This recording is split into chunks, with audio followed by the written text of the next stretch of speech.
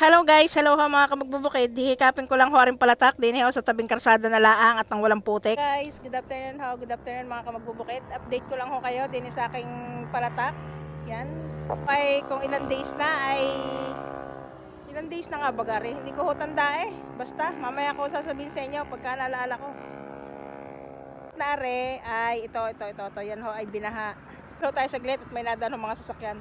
Itong part na ito, yan ho ay binaha nung isang linggo. Yan.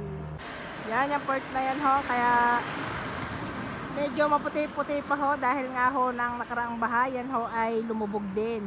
Pero madali naman ho siyang umutlaw. Yan guys, mga kamagbubukid, ari pala ho ay 25 days as of now, palatak. Kung tawagin po, pero siya po ay palagad, palatak lang ang tawag. Kaya ho, ang tsura ay parang talok din ho.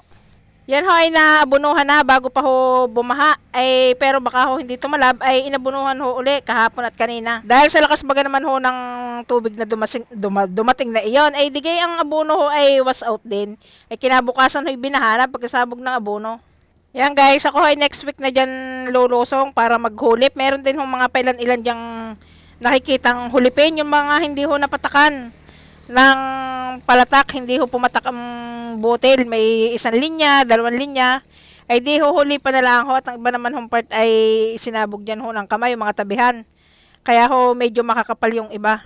Yan lang guys ang update sa aking palatak in 25 days.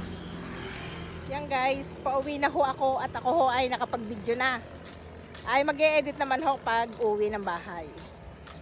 Yan lang guys. Thank you for watching. Please follow, like, and share. Magbubukid ng nauhan.